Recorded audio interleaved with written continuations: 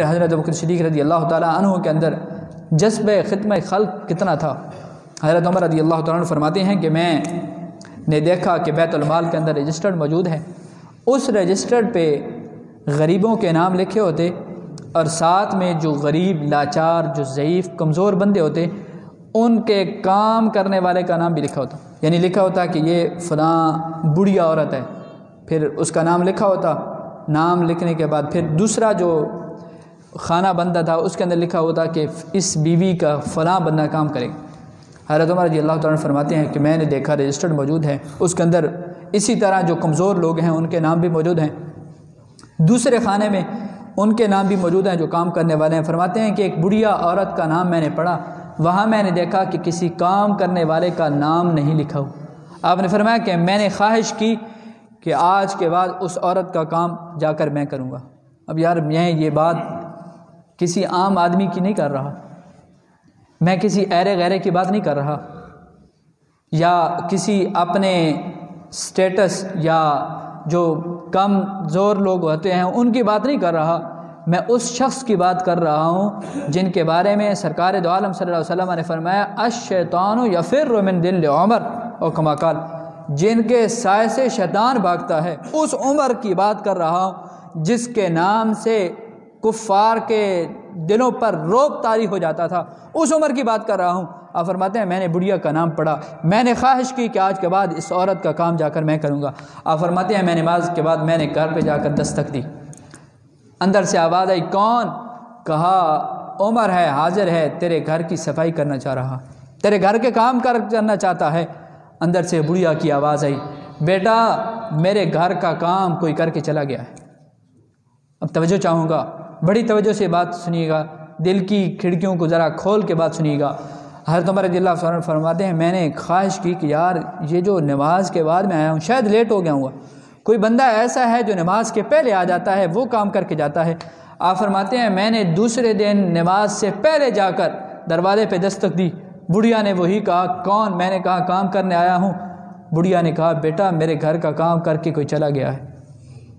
آپ فرماتے ہیں تیسرے دن میں نے کہا یار جو کوئی ایسا بندہ ہے جو تہجد پڑھنے کے لیے اٹھتا ہے تو کام کر کے جاتا ہے۔ آپ فرماتے ہیں تیسرے دن میں تہجد کے وقت اس بڑھیا کے گھر کام کرنے کے لیے گیا، میں نے دروازے پہ دستک دی، اندر سے آواز آئی بیٹا میرے گھر کا کام کوئی کر کے چلا گیا۔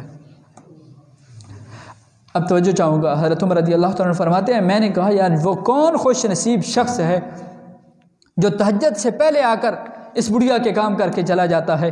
آپ فرماتے ہیں میں اب اسی طاق پہ بیٹھ گیا، میں نے کہا اس بندے کو میں دیکھوں کہ وہ کون خوش نصیب ہے، وہ اتنا سعادت مند بندہ کون ہے جو رات کی تاریکی کے اندر آ کر اس بڑھیا کا کام کر کے چلا جاتا ہے۔ آپ فرماتے ہیں آدھی رات ہے، میں نے دیکھا ایک بندہ ننگے پاؤں اس بڑھیا کے گھر داخل ہو رہا ہے، اس نے گھر کا کام کاج کرنے کے بعد باہر نکلا، میں نے کہا اس بندے کا میں آج پتہ کرنا چاہتا ہوں یہ بندہ کون ہے۔ آپ فرماتے ہیں جب وہ واپس پلٹنے پڑا تو میں نے پیچھے سے ہاتھ رکھ دیا، میں نے کہا او خوش نصیب شخص ذرا اپنا تعارف تو کرا دیجیے۔ حضرت عمر رضی اللہ تعالیٰ فرماتے ہیں آگے میں نے جب تعارف پوچھا تو نام بتانے والے نے نام کیا بتایا، اس نے کہا میرا نام ابو بکر ہے، میرا نام ابو بکر ہے۔ یہ کون ابو بکر ہے؟ جو مسلمانوں کا وقت کا خلیفہ ہے، وقت کا امیر المومنین ہے، خلیفۃ المسلمین ہے۔ یارو ایک بڑھیا کا کام کرنے کے لیے ہمارے حکمران کس قدر حساس ہوا کرتے۔ حضرت ابوبکر صدیق رضی اللہ تعالیٰ خلیفۃ المسلمین ہوتے ہوئے آپ اس بڑھیا کا کام کر کے آ رہے ہیں۔ پھر عمر نے پوچھا ابو بکر بڑے خوش نصیب ہو، بڑے سعادت مند ہو، ننگے پاؤں کس لیے آتے ہو؟ آپ نے فرمایا اے عمر میں ننگے پاؤں اس لیے آتا ہوں کہ کہیں میرے قدموں کی آہٹ کی آواز سن کر کسی کی نیند خراب نہ ہو جائے۔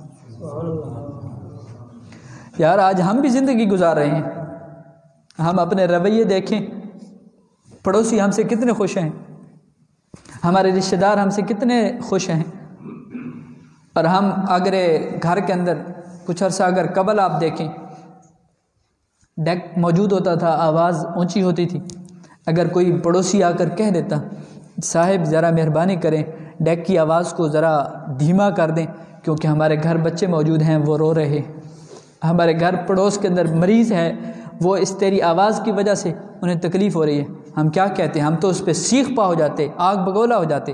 اگر وہ دور آپ گیا تو آپ اس بات کو سامنے رکھیں کہ موبائل ہمارے پاس ہوتا ہے، ہم کہیں سفر، بڑی گاڑیوں کے اندر اتفاق ہوتا ہے سفر کرنے کا، سفر کرنے آ رہے ہوں، اس وقت ہمارے پاس موبائل موجود ہوتا ہے، ہم موبائل پہ پتہ نہیں کتنی اونچی آواز سے میوزک لگا کر سن رہے ہوتے ہیں۔ ساتھ والی سواری اگر ہمیں کہہ دے کہ جناب یار مہربانی کریں مولوی صاحب یہ بند کر دیں، اس کی آواز نیچی کر دیں، ہم کہتے ہیں جناب کرایہ میں نے بھی بھرا ہوا ہے، آپ کس لیے بات کر رہے ہیں؟ صاحب یہ اسلام نہیں ہے، اسلام یہ ہے جن کی میں بات کر رہا ہوں۔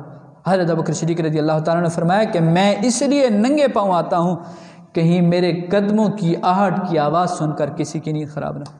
اور پھر جس وقت آپ خلیفۃ المسلمین بنے اس وقت بچیوں نے آ کر کہا اے ابو بکر تم اب خلیفہ بن گئے، پہلے تم ہمارے گھر کی بکریوں کا دودھ دوہا کرتے تھے، اب ہماری بکریوں کا دودھ کون دوہا کرے گا؟